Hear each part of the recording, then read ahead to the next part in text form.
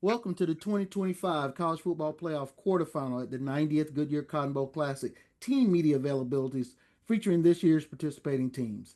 This media session features 8 student athletes from 10-seeded Miami, jointly moderated by me, Scotty Rogers, and Connor Toole of the Miami athletic staff.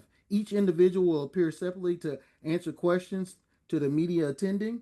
For those on Zoom, please make sure to change your name to your full first and last name and use the raise hand function to indicate you want to ask a question. Carter, I turn it over to you. Great. Thank you, Scotty. As Scotty noted, if you could please use the hand raise function so we know to call on you. We're starting with Miami quarterback Carson Beck, and we will start with a question from Nick Hamilton. Nick, go ahead.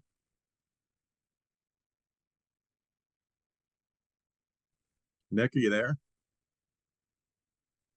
Hey, Carson. Wanted to ask you just what have you seen as far as the growth in your game this season as you prepare for this upcoming Cotton Bowl going up against Ohio State and their defense? Yeah, I think the biggest thing for me and this offense, right? Because I mean that's what the quarterback position is, right? It's leading an offense, it's getting the ball to your playmakers, it's making the right checks, in the run game, the pass game, and protection. There's so much that goes with the position of quarterback. I think the biggest thing that I've really been able to develop in is just being comfortable in a pocket, right? With different types of pressures and different types of looks. I mean, teams have tried to throw everything at us this year, and that's a huge thing that I feel like I've gotten a lot better at. Is just comfortable in the pocket, and then making the right checks, making the right calls. A lot of the unseen things that people that might not understand, football at a very very high level don't see on the field is these little checks and in the run game and pass game and things of that sort. And I think I've gotten a lot better at that throughout the season. Next, we'll go to Adam Lichtenstein from the Sun Sentinel. Adam, go ahead. Hi, Carson. So two questions from me, one serious and one a little less serious. The first, just when going back and looking at the A&M game, what did you like about your game and what did you dislike? And how much did the wind affect you guys on the play calling? And then the less serious one is what inspired the short haircut? I thought we played, a clean game. It was a really really good defense, right? They very talented up front in that front seven. They are obviously the number one team in the country on third down. They had a great plan against us, and the win definitely affected in some way, shape, or form. You go watch the go ball that I threw to JoJo, and the ball blew 15 yards to the right. When it came out of my hand, I literally was saying, "Oh, that's a touchdown" in my head, and next thing you know, it just keeps going to the right, and I'm like, "Wow, like that is absolutely ridiculous." So, and then there's a couple other throws, and even for their side of the ball as well, you can see the effect that the wind had on the game. But obviously, you lean on that big physical offensive line, and Mark Fletcher just has the game that he does, and we're able to ultimately win the game, leaning on them in our run game. So, and then the short haircut, and I don't know. I've done it.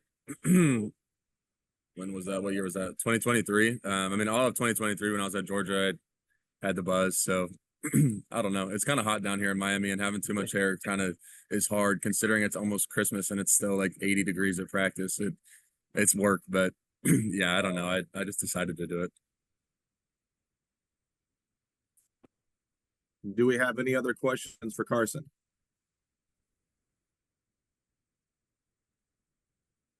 Let's go to Dan Hope. Dan, go ahead. Hey, Carson, just wanted to ask you, what are your impressions of watching Ohio State's defense? What do you think are the biggest things that you guys are going to need to do well to have a chance against them? Yeah, well, I've only had one day to really watch them and what they do. So I just kind of try to get a general culmination of their, rundowns and things of that sort. I haven't really dove into the specifics of, third downs, red zone, situational football. Kind of just watched a couple games and seen what they do. Again, obviously they're a very, very talented defense. In the back end, the front seven, they can run all over the field. Sideline to sideline, they attack the ball well, they swarm. And then again, their DBs are really, really good. So it's going to be a challenge for us offensively, but it's a challenge that we're looking forward to. But we do recognize how talented they are, and that we're going to have to come and execute. And at the end of the day, it'll be about us. And we'll go back to Adam Lichtenstein. Adam. Hey again. So two defenders who really stood out of several on Saturday, but in the secondary, Keionte Scott and Bryce Fitzgerald. Just going against them in practice. What stands out about them, and like, were you surprised to see them, do so well on Saturday? Not surprised at all, dude. You see them every day in practice making plays. You see the way that they work and prepare, and the whole season. Those two guys have really impacted this team, and they both are guys that came in. They're in their first year, right? Obviously, Keionte being a transfer and Bryce being a freshman, but the way that they've both been able to have an impact, and it being their first year here, along with me and a lot of other guys. But they changed that defense. Honestly, you look at the spring, and then you look at when those two guys came in, including another couple guys that came in. It completely changed the landscape of what our defense looked like, and they've been making plays all year. So it was awesome to see. Especially that last one. I don't know if y'all saw the TV copy, but I'm freaking out on the sideline after Bryce caught the last touchdown. I friggin' literally sprinted down the sidelines at him, but man, it was awesome for them to be able to make the plays that they did, and then Keionte obviously come back after being injured for a little bit. Next, we'll go to Jordan McPherson. Jordan, go ahead. Yeah, hey Carson, I've got two questions for you. First off, we talked with Shannon Dawson yesterday. He mentioned just your guys' relationship on the sideline in terms of in-game adjustments and whatnot, and you basically telling him late in the game, "Hey, we need to be running the ball. I can see how this is going to be working." Can you just take us through just how that relationship and that trust between you and Dawson has grown over the course of the year, and just how much your input and how much he's trusting your input in games as the season has gone along? Yeah. Obviously it takes time to build any type of relationship and build a bond or build trust, which is ultimately the biggest thing when it comes to an offensive coordinator and a quarterback, is that trust for me to him, and then him to me as well. Because there's things that, from his vantage point on the sideline that maybe I don't see the same or he doesn't see the same, right? So it's important that we communicate and talk to each other while we're out there. And really the biggest thing throughout that game is, we were running the ball at 10 yards a clip, I guess it might have been like 8, but I know Mark was like 10 yards a clip, and I could see just as the game evolved, our guys were leaning on him, and that type of game where it's just a physical, brutal battle, it was war out there, and that type of game ultimately, those 2-yard, 3-yard runs at the beginning turn into 5-6 yard runs, right? Your 8-9 turn into 12-14. So I just kind of saw their defense. You could just see in the way that they were playing, and I don't want to say in their effort. Obviously, they were playing their butt off, and but our guys were just physically imposing their will on them, and I went up to them "Yo, we are physically dominating them. Just go smash mouth, just go right at them, and I think we're gonna just be able to go right down the field. And I'll be damned if at that last drive, first play go right at them, and there goes 60-yard run. Boom, we're just right out the gate. So again, we played very physical, but getting back to the main point of the question, I think that it takes me having trust in him and him having trust in me, and that helps our offense a lot. And our relationship has grown into something that obviously I very much appreciate with Coach Dawson. And then wanted to ask you about James Brockermeyer. Just obviously the quarterback center relationship's important one. Just how has your relationship with James grown throughout the year, and what has stood out about the way that he's performed for you guys this season? Yeah, he's one of my best friends on the team. Obviously, we spent a lot of time together. He's in the locker right across from me in the locker room. So obviously we talk a lot throughout the day and practice and outside of practice. So he's really, really smart. I've been around some really good centers. This is my third center now and my third year starting, and he's one of the best. All of them have been really, really good. Every single guy that I've played with, and he's right up there with all of them. He's so smart. You can tell the effort and the extra time and film that he puts in each and every week, right? A lot of the calls he's initially making and originally making, and then obviously I have the final veto because I can see the whole picture. But a lot of times I don't have to change anything because he's right. And if teams are doing things that are exotic, it's where it's a little bit harder for maybe him to see the back end, right? That's when I can step in. But he's done an unbelievable job this year. And again, very, very grateful to have had him as my center, this season and moving forward. We got time for a couple more. We'll go next to Chris Stock. Chris, go ahead. Yeah, Carson, just curious with Shannon, can you just clarify or maybe just sum up what it's been like working with him, and then maybe where you think, what area of your game you think he's helped you with the most?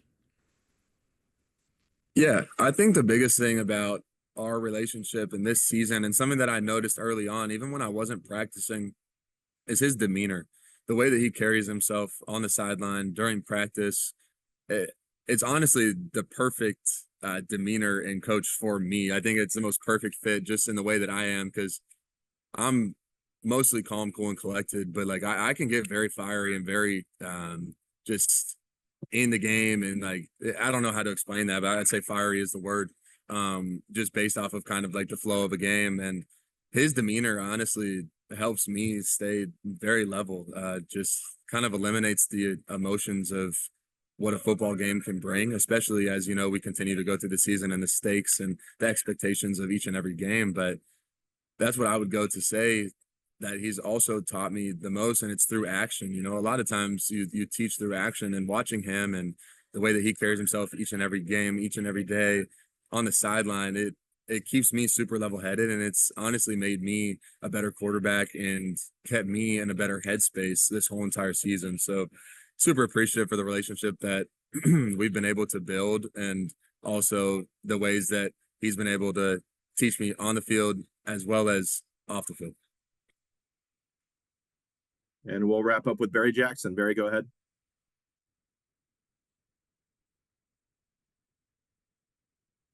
Carson, it was a bit of a slow start for Elijah Lofton, but he's really come on, obviously, this last month. What has he done to make himself more of an impact player, and what have you and Shannon done to help that along? Yeah, well, he's always been talented, right? He's always been talented, and we knew that from the jump. I mean, when I was coming in here, I was like, who's this number 9? Like, who is this guy, right? And you see him making plays in practice, and the way that he's able to move and get open and get separation. It just honestly early in the season, kind of the way we were calling it, it didn't ask a lot of the tight ends for the most part, right? There weren't a lot of maybe opportunities for him to make plays, right? And when he did have his opportunities, he showed up, but there just wasn't a bunch of opportunities, right? So, and later in the season, as we've kind of mixed and matched and done different things and moved people around, right, the way that we have been this past month or so, he's had a lot more opportunities to make plays, and obviously stepped up huge for us. Obviously had a big catch getting us in a field goal range this past game on that 2-minute drive at the end of the half. Obviously we weren't able to execute, but again, and then he does a lot of little things in the run game, blocking for screen game and things of that sort that kind of go unseen and unnoticed. And he's a great kid. I'm obviously one of my best friends on the team. We've been hanging out since the very jump, and super proud of him, the way that he's been able to develop and grow this season, and the way that he's been able to contribute, these past 4 games, past month. Great. Thank you, Carson, for joining us. Happy holidays, and we'll see you in Dallas. All right. Thank you, guys. All right, Carter, we'll be joined by Keionte Scott.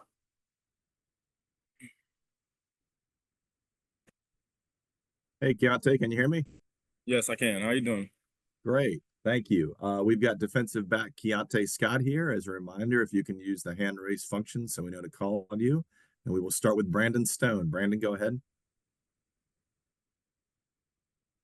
Mute. There we go.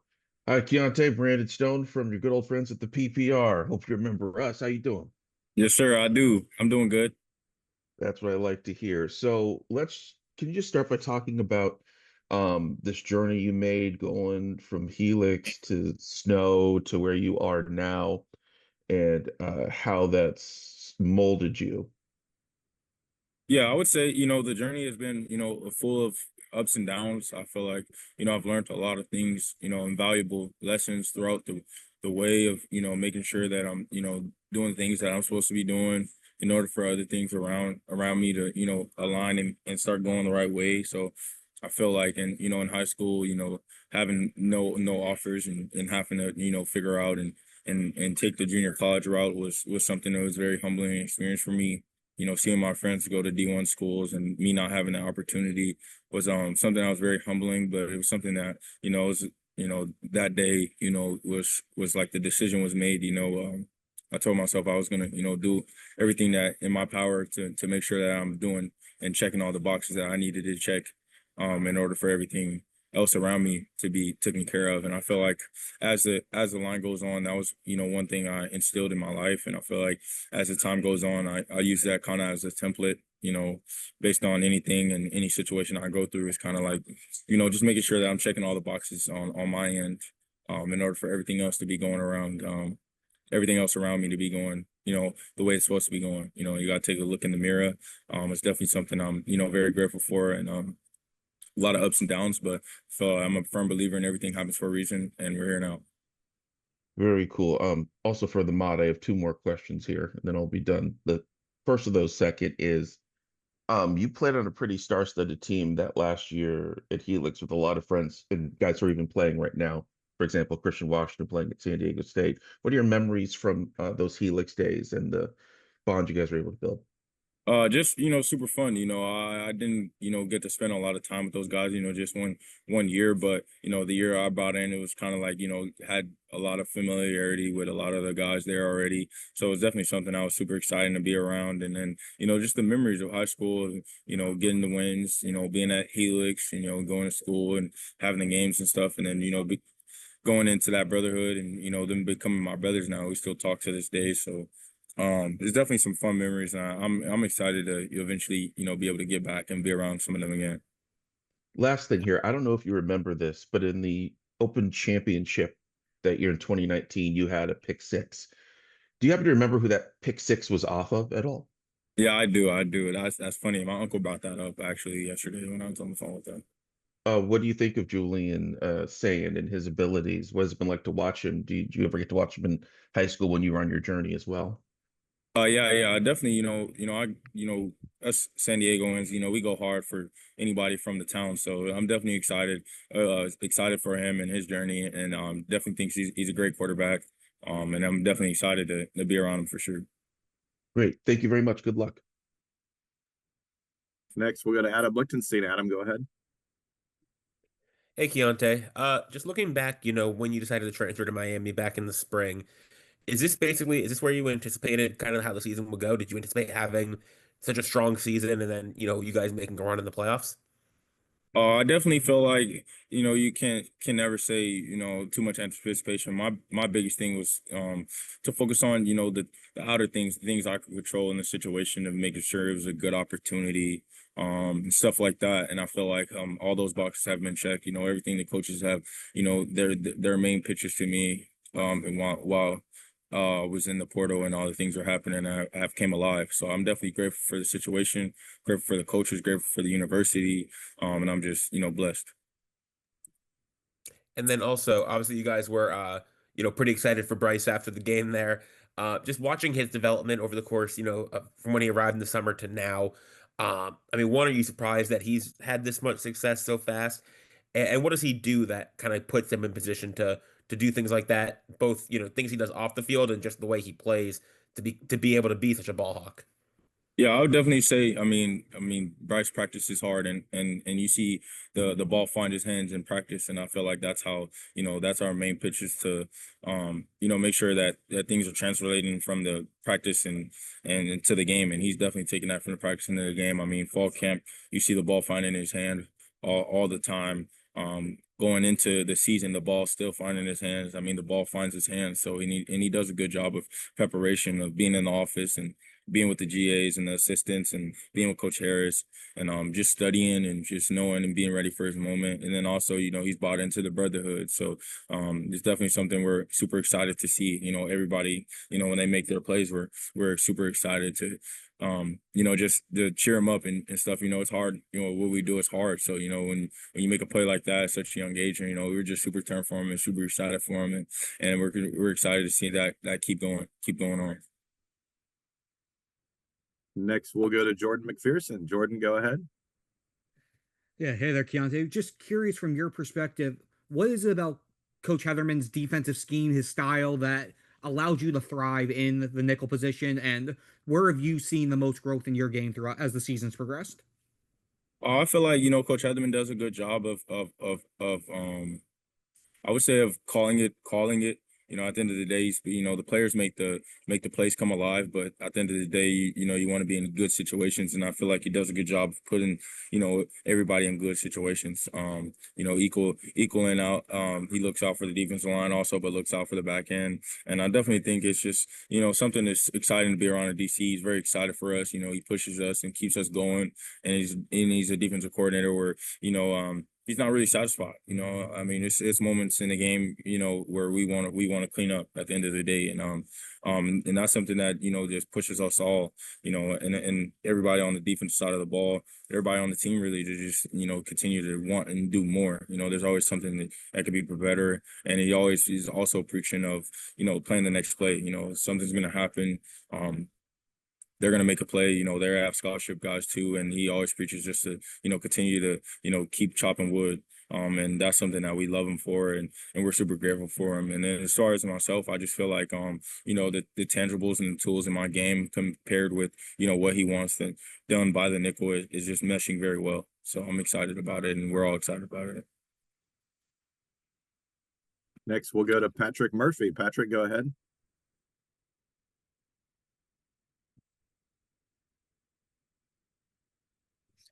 Hey, obviously Jeremiah Smith is a name that will be at the top of your guys' scouting report, I imagine. But could you just talk about Ohio State's receiving core as a whole and how they complement each other as a group? Yeah, I definitely feel like they have a talented group. You know, definitely an exciting matchup for us. We're excited to, you know, get out there, and it's definitely something they do a good job of, you know, stretching the field and creating explosive plays. Good hands, good routes, finding zone holes. So they do a good job. They have a great room, and we're excited for it. Next, we'll go to Dan Tortora.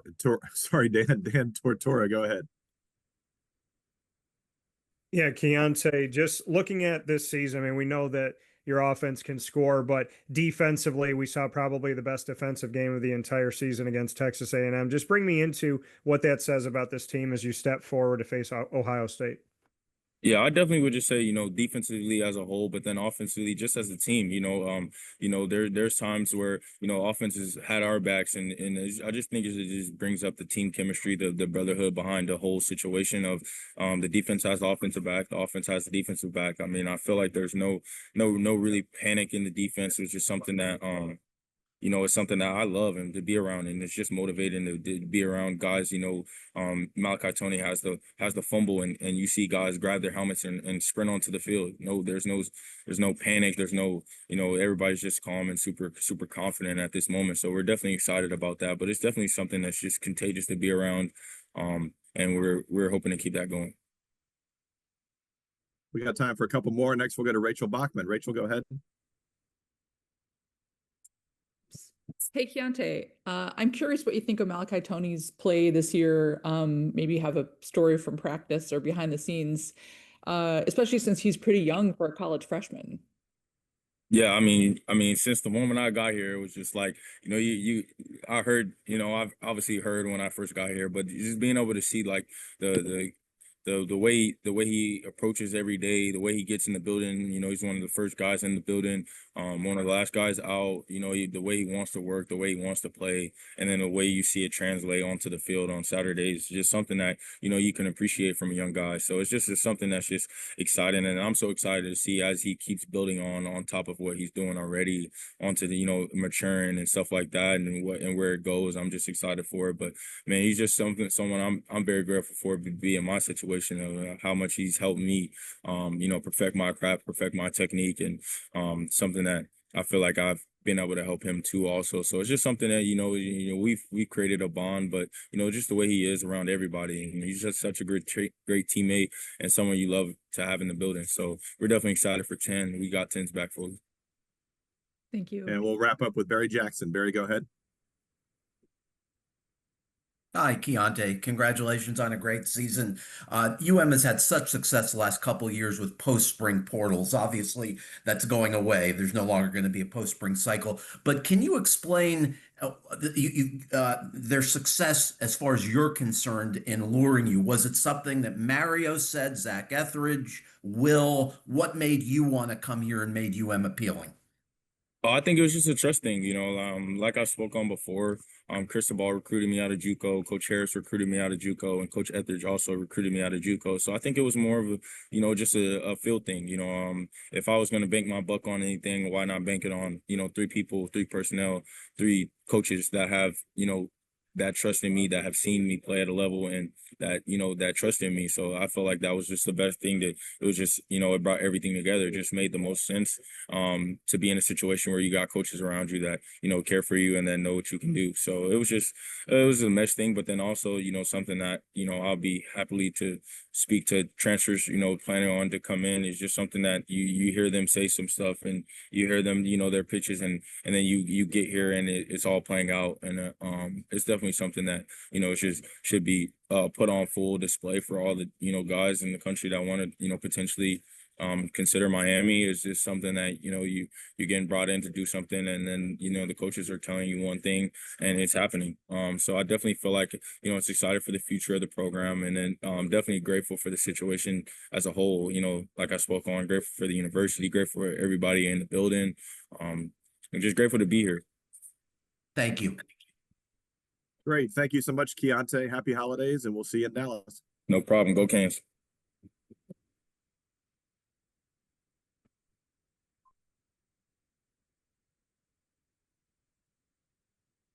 Carter, we've got linebacker Wes Bissainthe here to join us.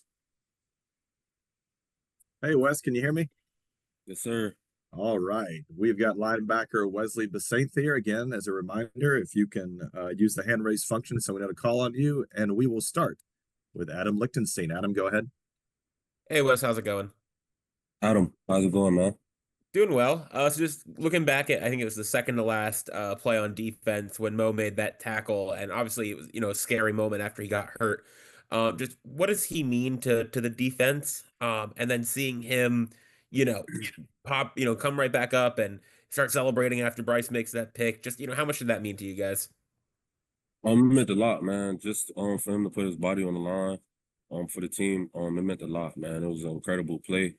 And that just shows what he means to the defense, and yeah, I mean, yeah, it speaks for itself, man, how much he cares, and how much everyone cares, and it was a great play, and he means a lot to this squad of defense. Next, we'll go to Jordan McPherson. Jordan, go ahead. Yeah, hey there, Wes. Just curious, just your thoughts on just the defense performance overall on Saturday. Obviously, you guys were able to do just about everything that you needed to against Texas A&M. What stood out the most to you about how you guys played in that first round matchup? Honestly, just how we stayed composed, man, and disciplined. And we didn't flinch, man, and that we went out there, and you could tell we were playing for each other, man, and that's what it's all about, just going out there playing for your brother on the side of you. It means a whole lot more, and you playing with a different edge when you play like that. Do you feel like your defense, you guys are peaking at the right time? Most definitely, and I feel like we haven't even played a complete game yet. Like I feel like we played our best game yet, and we still have a couple more opportunities to prove that or do that. Next up, let's go back to Dan Tortora. Dan, go ahead.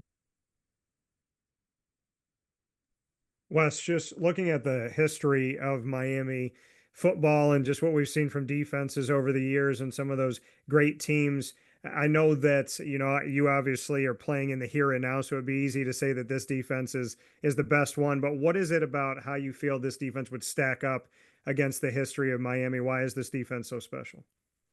Like I said, because honestly, I feel like we play for one another, and we all play like we got that chip on our shoulder. Like we all play like we need it, like every snap. You know what I'm saying? Like I feel like it's just a different edge about us.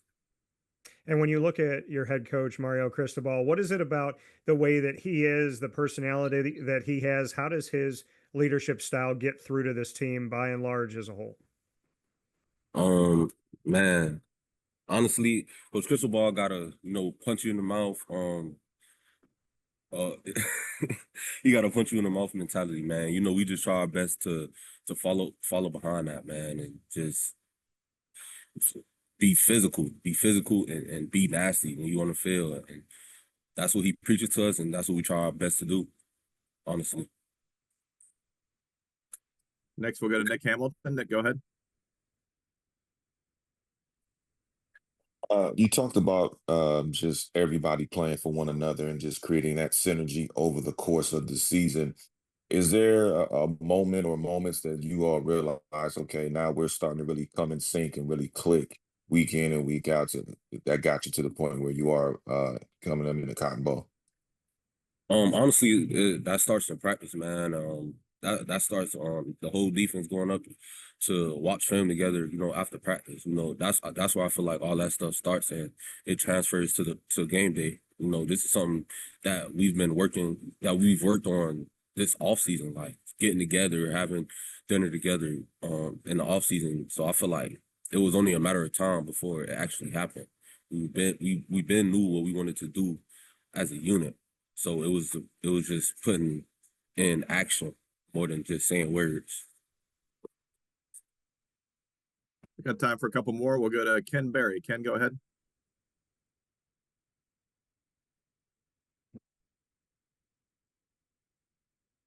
Ken, you there? Sorry about that. Good morning. Good morning. So in regards to the senior class and the standard that they've kind of set, how has the rest of the younger guys kind of matched that intensity and really just managed to stay consistent with the goals that the senior class probably set out before the season even started? Just looking up to us, looking at the seniors, man. Just try to imitate anything we do. They're gonna follow behind. So just like I said, everyone just going in, just being on the string. You know what I'm saying? Like if one going up to watch film, grab a freshman with you, teach him, answer any questions he has to ask. Just keeping one on your hip. That take you a long way. So just being a leader for those guys, man, because they're looking at you all the time. Thank you. And we'll wrap up with Barry Jackson. Barry, go ahead. Hi, Wes. Besides the talent obviously being upgraded, what's the other thing you would point to that Coach Cristobal has done to really upgrade the quality of the program? Why has it come together this year beyond just player talent? Me being here all 4 years, man, I'll probably just have to say culture, man. I feel like it was a big culture shift and the way we do things here. The type of people we brought in, man, it just come together. Like I've been preaching this whole Zoom, just play for one another, man. That could take you so far, and it's underrated of what you can do when you plan for the person beside you and not just yourself. Thank you. Great. Thank you, Wes. Happy holidays, and we will see you at the Happy Cotton Bowl. holidays.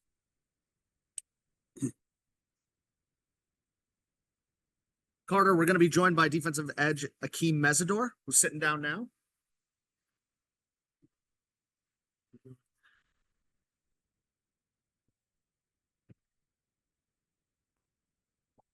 Hey, Keem, can you hear me? Yep. All right. We've got defensive end Akheem Mesidor here. We'll go right back to Barry Jackson. Barry, go ahead. Hi, Akheem. Congrats on a great season. Why do you think you've kind of morphed from a very good player to now an elite player who's projected to go first round in the draft? If you could cite reasons for that and also JT's role in helping you get there. Well, I think it's my mentality. I can't my mentality is, I left Ottawa. I love Ottawa, but I refuse to go back. So I need to become the best player I can in order to just maximize everything that was given to me. Like this facility, the coaches, the people that surround me, you have all these resources, so you might as well maximize and get the most out of it. You know, JT helped me a ton. You know, he coached me for 4 years. You know, I pick his brain daily. I'm a student of the game, so I asked him a bunch of questions. I asked him how he would, you know, do certain things on the field, how he would play the run, how he'd play this specific block, whatever it is. Any questions I have, I ask him. And then strength and conditioning, just everybody in this facility really helped me get to where I want to be. But I think it first starts with my mentality and how I work. Thank you. Next, let's go to Jordan McPherson. Jordan, go ahead.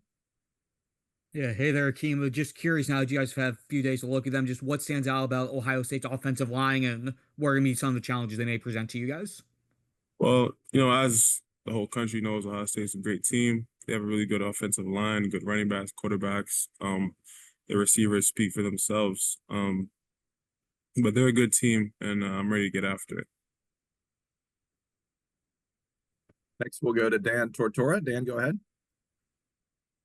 Akheem, I had the opportunity to speak with you at ACC kickoff going into the season. From that first moment of the expectations that you had to where you stand right now, bring me through what was on your mind stepping in and how this team has maybe secured some of the things that you hoped for already. All that's been on my mind every game is play the game you love, have fun, and just go compete. I get like everybody else, I get nervous before games, unsure. Like, you know, I doubt myself sometimes, but at the end of the day, if I just go out there, have fun and win my one-on-one, every play, everything will take care of itself. So that was my mindset throughout the season. And it's going to be my mindset moving forward in these playoffs. Just go have fun, play the game you love and win your one-on-one. When you look at Miami, the country may be looking at you as an underdog. Do you see yourselves with kind of a chip on your shoulder? Do you care about any of that stuff? Do you like being the underdog, or how do you kind of assess that? I don't really care about what anybody has to say. I play football as everybody else. We all play football. We're all ballers in our minds. We all believe in each other and believe in ourselves. So all the exterior noise and stuff, I don't really care for it. I'm just here to play football. Thanks, Akheem. I appreciate it. Next, we'll go to Adam Lichtenstein. Adam, go ahead. Hey, Akheem. What does Keionte Scott bring to the pass rush? Because I think he's like probably third or fourth on the team in sacks right now. He had a couple against A&M. Do you guys, I mean, one, what does he bring to the pass rush? And then two, do you guys have like a bit of a friendly rivalry with him? Like, you guys crack jokes about like, you know, the fact that he's an offensive back and he's in the backfield just as much as you guys? No, we haven't spoken to him about that. But he's a versatile player, man. As a little guy, like he's in the box, filling in, helping support in the run. When he's coming off the edge, you know, he has a good bend. He uses his chop. Like he looks at us like he'll come do some pass rush stuff with us on the sideline during like special teams or whenever he's not on the field. But man, he's just super versatile, and it's great for him to be. I love playing with him. And let's wrap up with Kenneth Berry. Kenneth, go ahead. Good morning. So obviously, D-line's been playing amazing, pretty much all season. You and Rueben kind of spearhead that, obviously.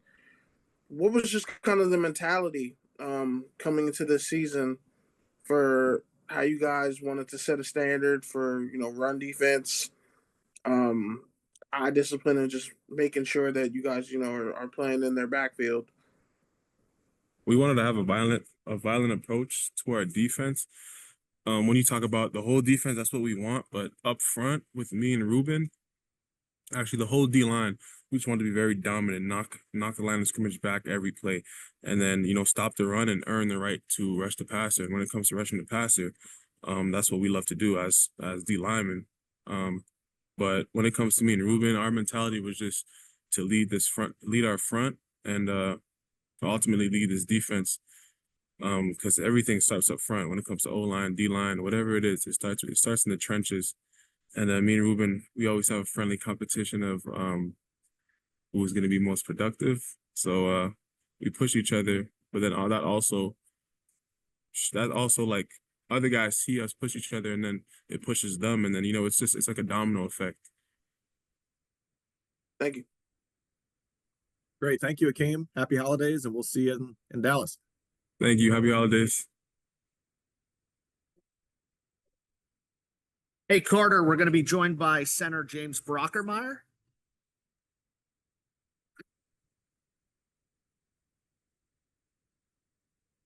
Hey, James, can you hear me? Yes, sir. All right. We've got Center James Brockermeyer here. As a reminder, if you could use the hand raise function so we know to call on you, and we will start with Adam Lichtenstein. Adam, go ahead. Hey, James. I know you guys have only had a limited time so far to watch Ohio State film, but just from what you have seen from their defensive front, what makes them so effective? Yeah, first of all, they're super talented. I would imagine all of those guys will have great careers in the NFL, and they've had a great season. And they're strong, they're smart, they're physical, they play the game the right way. So once again, we have a tremendous challenge on our hands, and it's a great opportunity for us. And then you've played next to Inez Cooper all season. I know there's a video going around of one of his highlights of him pancaking a dude. Like, what have you seen from him? What makes him so effective? And what's he like to play next to all season? Yeah, he's very fun to play with. He's a very entertaining person to play with on the field too. I mean, he's a stud all around. He plays super physical, and he's very smart at the same time. He's one of those guys I probably could come out there and not make any calls, and he would know what to do. So he's a stud, great guy, great football player, and I'm really, really grateful to play next to him. And not to monopolize the time, but you mentioned he's funny, or fun to play with, and amusing to play next to. What's the funniest moment you can, PG-13 that you can say that he's done on the field? Yeah, I mean, you guys can see all of it out there. I mean, he's always just saying whatever crazy stuff he's doing. There's probably a lot of stuff I can't repeat that he says, but just very, very funny and very, very entertaining. But at the same time, he's a pro and does everything the right way too. Next, we'll go to Jordan McPherson. Jordan, go ahead. Yeah, hey James. As a guy from the Dallas area, just what does it mean? Does it mean a little extra to be playing in the Cotton Bowl for the second round? It's cool for my friends and family to be able to come to the game, but I'd say playing in the quarterfinals against Ohio State is more than enough motivation to get ready for the game. And there's a lot more to the game than just me coming around where I'm from. So we're really excited for the opportunity. And then for you, since you got to Miami, where would you say has been the biggest growth in your game, and what can you attribute that to? I think coming to Miami, one of the biggest things I've grown with, just like a mental understanding of the game. I think I've really been fortunate to have really good coaches who have poured just so much into me over the season, teach me all the, the formations and all the tags we have in our, pass and run game. And, I feel like I have a much broader understanding of the entire offense as a whole here than the place I've been in the past. Next, we'll go to Dan Tortora. Dan, go ahead. James, for you going through this road with the team this season to get to where you are right now, representing the ACC, the only team from that conference, what does that mean to you? Does that have any place in your heart or in your mind, knowing that you're representing the power of the ACC? Yeah, I mean, we're aware of it. I mean, obviously we would have loved to been able to have the chance playing the ACC championship game this year, but at the end of the day, I think everything happens for a reason, and everything that's happened throughout the season, the highs and the lows, have all got us to this point. So, yeah, it's definitely an honor to represent the ACC in the playoffs, and at the same time represent the U. Looking at the leadership of Carson Beck under center, what has that experience been like for you, and what can you say about how he leads, just the way he goes about the game? Yeah, he's awesome. He leads us vocally, leads us by example. He's just an all-around great leader, great guy, great friend that I've been super fortunate to meet and play with this year. And it's just pretty crazy to play with him. I mean, he's a guy we used to play against back in the day. So he's just a total stud all around. And he's part of the reason we've had success this year, obviously. Got time for a couple more. We'll go to Barry Jackson. Barry, go ahead.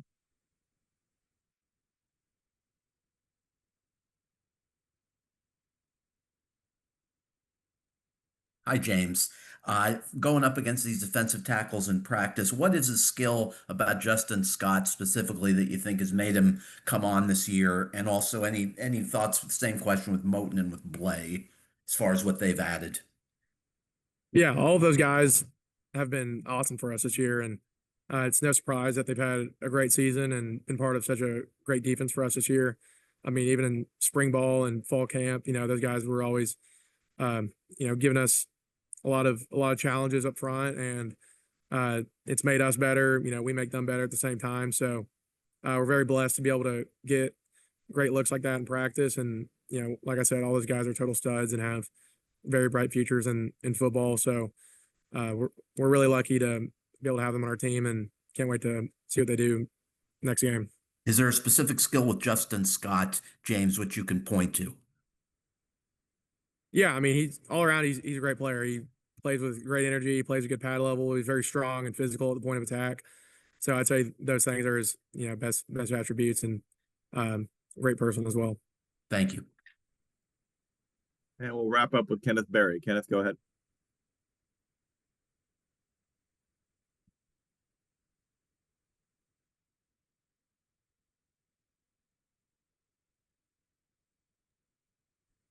Hey, James.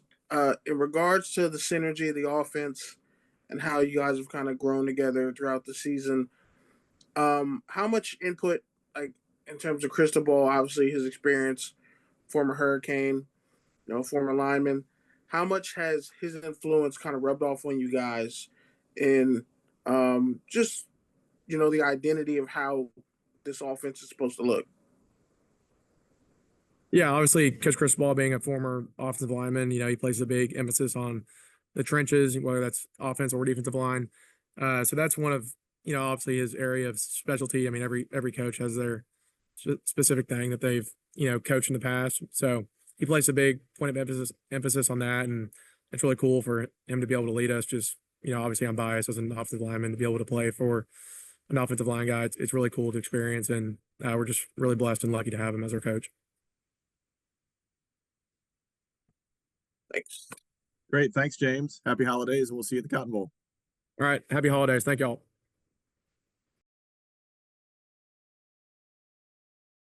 We'll be joined momentarily by Francis Mauigoa.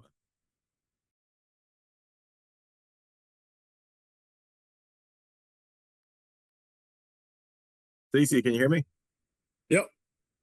All right. We're going to stick with the offensive line. We've got Francis Mauigoa here. And again, as a reminder, you can use the hand raise function so we know to call on you. And we will start with Adam Lichtenstein. Adam, go ahead. Hey, CC. So just I know you guys only had like a day or so of watching Ohio State film so far, but from watching their defensive front, what makes them so effective? I mean, their D-line is the power of their defense. I mean, these guys work so hard, and they're who they are because of them. With a lot of All-Americans all around the board, and a lot of great talents around their defense as well. We're pretty excited to go over and get to play with them and get to compete for the one goal that we all want. And then you've played next to Inez for a couple of years now. Just having basically grown up with him through the last couple of years, how have you seen him grow as a player and grow as like a leader on the team? Yeah, I mean, he's been a leader from day one when I got in, but with his playing style, I mean, he elevates every year. You can, film don't lie, and when you watch from the beginning of my freshman year all the way to this year, I mean, he's improved like a bunch. He's a great leader off on the field. He talks a lot, and he's very vocal. And he goes out there and he stands by his business as well. Next, we'll go to Jordan McPherson. Jordan, go ahead. Yeah, hey there, CC. I've got two for you. First off, with the way the run game was yesterday, especially that final drive, how much fun is that for an offensive lineman to be able to pave the way for a guy like Mark Fletcher? Yeah, I mean, the O-line always wants to run the ball. I feel like that's the model for every offensive lineman out there. But it's a good it's a good feeling to be able to, not only contribute in pass blocking, but run blocking feels different because you're paving the way. And that's one thing that we take pride in. And yeah, we were just excited to help Mark Fletcher, do his thing. You see him; he's the bad guy out there. And we're just grateful to be able to be a part of of him, being able to do his own thing. And then wanted to ask you about James Brockermeyer. He's really the only new addition to the offensive line this year. How were you guys able to ingratiate him, get him as basically to become one of the guys as quickly as you guys did? And what has stood out about his performance this year? Yeah, I mean, James Brockermeyer came in first day in, and he's a very fun guy to hang around with. I mean, he's very, friendly, and he's very, he can talk a lot about football as well. I mean, he was not really a hard guy to get around with, but his mood around the offensive lineman, not only on our room, but also in the locker room with the whole team. I mean, he's very fun guy to hang around with, and that's the type of guy that you can build chemistry off of. And the way he's been playing this year, I mean, it's immaculate. I mean, he's been a great leader. He knows a lot of ball. He knows a lot of knowledge about the game, and we're just excited to go behind his lead. Next, we'll go to Barry Jackson. Barry, go ahead.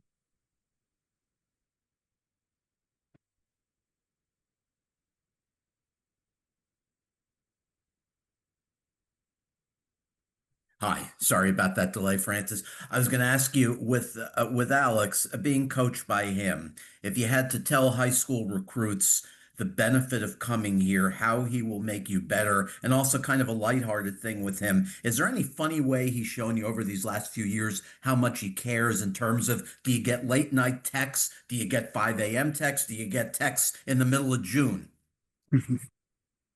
I mean, Coach Mirabal is one of the best coaches out there that ever, coaches the offensive lineman.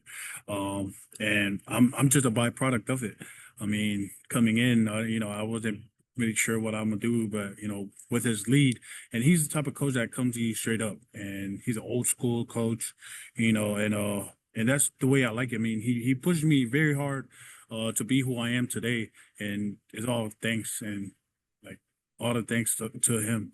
And Coach Mirabal is the type of guy that, he's always up at 4 a.m, and he'll be texting his Twitters, and he'll be sending us message in the group chat at 4 a.m, and we're we're just, that's something that we make fun of, but that type of guy that brings that much energy into the group. And not only that, but he's very efficient with how he brings his stuff. I mean, he's the same guy today, tomorrow, and he'll be the same guy next week. I mean, he always goes hard, and he's like the type of coaches that you look up to. Like, he's very small, but his vocal and his leadership speaks a lot. Thank you. Got time for a couple more. We'll go to Dan Hope. Dan, go ahead. Hey, Francis, I know you were teammates with Carnell Tate in high school. Just what was it like playing with him then, and what's it been like to see his development at Ohio State?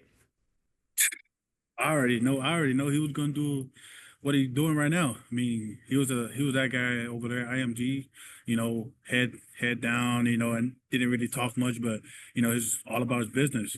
But he's the same guy that I'm seeing on film as well. I mean, he's been going around, catching balls, making plays out down there, which is what I expected out of him from the day we met at IMG.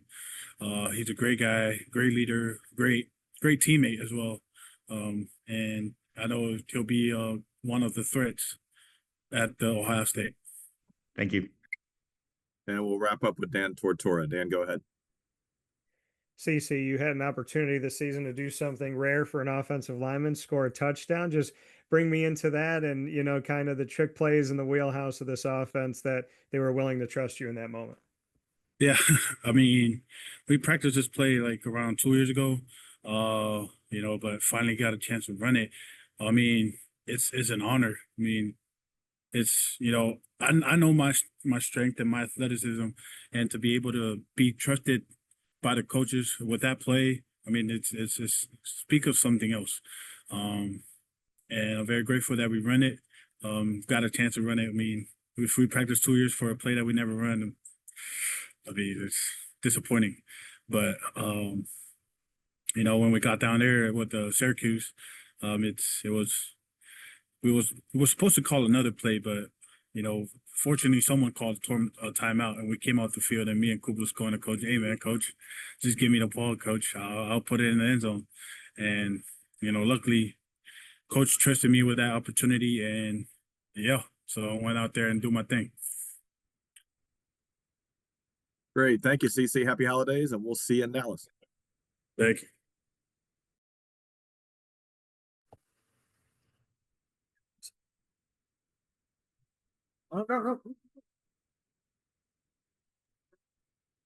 Hey, Mark, can you hear me?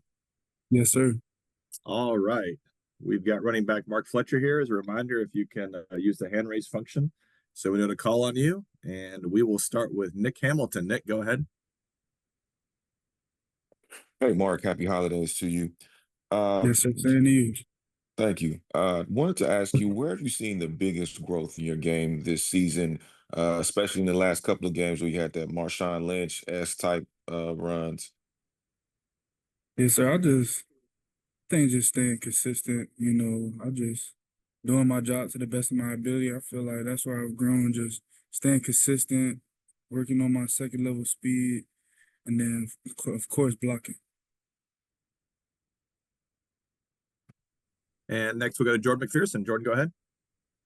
Yeah. Hey, Mark, I've got two questions for you, man. First off, what's it like being able to play behind this offensive line and the holes they're able to create for you in the run game?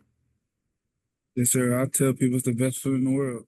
If you're a running back, you definitely want to come here to this university behind that O-line under Alex Marable. And then secondly, saw the ESPN story they did on you when they talked to your mom and all that, and they mentioned that you've already decided, or it sounded like you've decided you're coming back for next year. Is that the case? And if so, what went into the decision? Yes, sir. Yeah, it's true. I'm coming back another year, and I have another year. I'm a junior, true junior. I have another year guaranteed, and man, I love this team, love this organization, love this culture, and I just want to spend one more time with my brothers while I can. Next we'll go to Joey Kaufman. Joey, go ahead.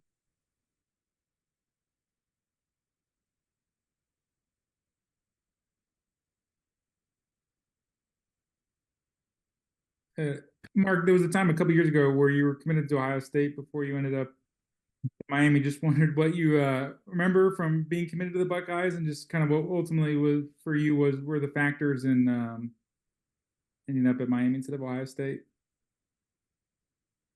Sorry, may you please repeat that for me one more time?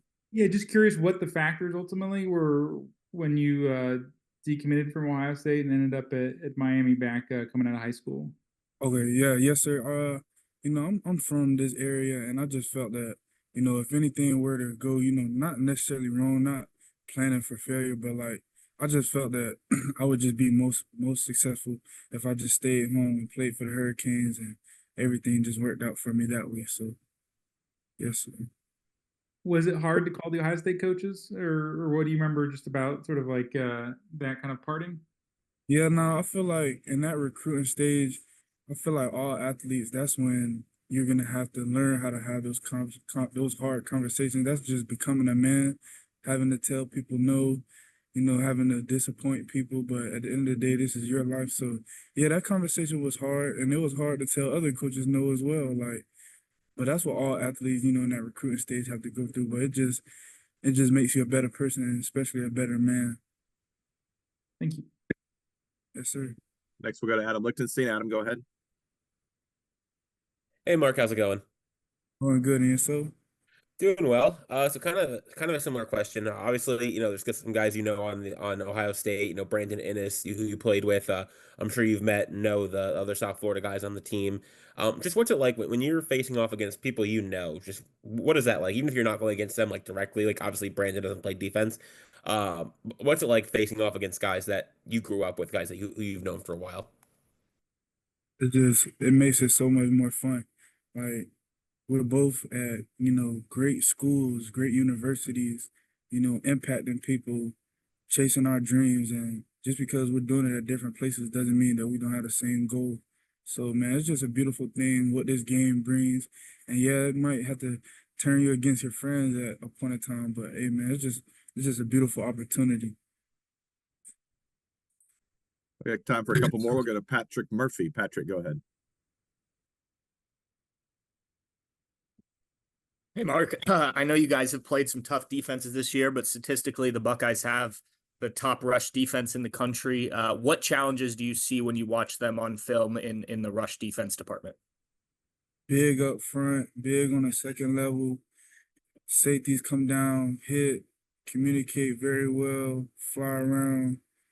It's just chaos everywhere. Those guys, they chase the ball, communicate very well, and they're just ball players, excited for the challenge. Gamers on every level. And we'll wrap up with Dan Hope. Dan, go ahead. Hey, Mark, with you once being committed to Ohio State and now being at Miami, does this feel like kind of a full circle moment for you playing them at this stage? Yes, sir. It kind of does. You can say that. Yeah, no, I definitely kind of feel like a full circle moment. But hey, man, any game that I get to play, I'm just very blessed to have the opportunity. And you were asked before about your former teammate, Brandon Ennis. Just what was he like as a teammate in high school, and what's it been like watching his career at Ohio State? Yeah, no, he was, every time I see him, man, he was just like my favorite player. So exciting to watch. And, just watching his journey, he had to go through, some adversity. He's kind of, picking it up now. But, man, his journey's not over yet. I'm excited to see what he does, and I'm definitely excited to play him. Thank you. Sure.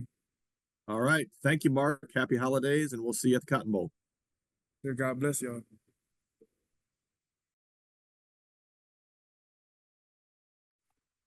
Carter, we're joined now by Rueben Bain.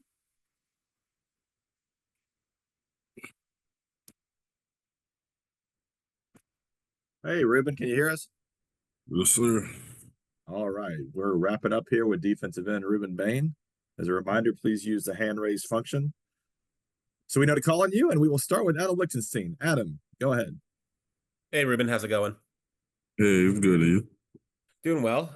So first off, just I know you haven't had a ton of time yet to watch Ohio State film, but when you look at like their offensive line, what stands out to you about them?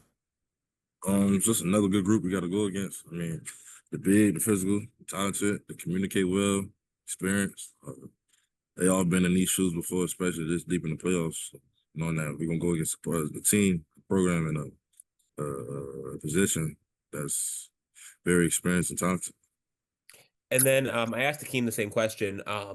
With Keionte Scott, I mean, first off, what does him being back on the field do for the defense as a whole? And then second, I mean, just how is he as a defensive back just so effective, in the backfield? I mean, it does a lot for the defense. One, just having another weapon on the field that also eliminate plays and threats, and just for being a DB, he's aggressive. He's flying around 100 miles per hour at all times, and he's trying to make plays. He's trying to make plays before I can make plays. So this is this motivation for me because I know if I don't get it, Keionte gonna be right there. And it's just knowing that we got a great player right here. Is there ever a moment, like obviously you know the plays, you know when he's blitzing and stuff, but is there ever a moment where like you're in the backfield and you're like, wait, how are you already here too? Yeah, a couple of times, like even on like the strip sack play, I was running down trying to get him, and here come Keionte flying around the corner. Next, we'll go to Jordan McPherson. Jordan, go ahead. Yeah. Hey, Ruben, two questions for you. First off, yesterday doing your toy drive, just what did it mean to be able to do that and to have that platform? And what was that like for you to be able to give back the way you've been able to? It was amazing, man. Seeing all the kids come out, all the excitement on their face. I started probably had like over 400, 500 toys, like 80 some bikes, and it was just a great feeling. Everybody was leaving with smiles on their face, a whole bunch of toys, and it was all around a good day, good time. I was so tired, but it's all worth it, man. Yeah, no doubt about that. And then secondly, about the team, your guys' defense from the start of that 4-game win streak to end to the regular season through what you guys just did on Saturday. Do you feel like you guys are peaking at the right time? And what has gone into the success you guys have had as of late?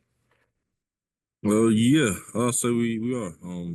Get better each and every week. Want to know, like Coach Cristobal says, but I was talking to Akheem about this, and one of our coaches, like, I feel like because we just been talking about our path and to playoffs and everything and praying and stuff, and just saying like God is real. How He got this everything set up for us, and everything's just gonna happen for a reason. And as time goes on, things start to reveal itself, and we'll just play football to know we know we can play it, and everything gonna happen for a reason.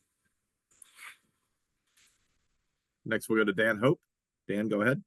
Hey, Rueben, when you're going up against a team in Ohio State who has, the top ranked defense in the country, how much does that excite you guys for that challenge of going head to head with them? I feel like it's a lot, it's a great challenge, great opportunity because one, that's a great program, great defense over there, and two, we feel like we're a great program, great defense too. So it's just an amazing opportunity we got to go back to Texas and play some more football and just play and compete. That's we're a team full of competitors, so now we get the chance to compete again. And when you watch Julian Saint, what are some of the things that, make him unique maybe compared to other quarterbacks you've played this year? Well, for his age, is very knowledgeable at the game. Got the mindset to carry him very far.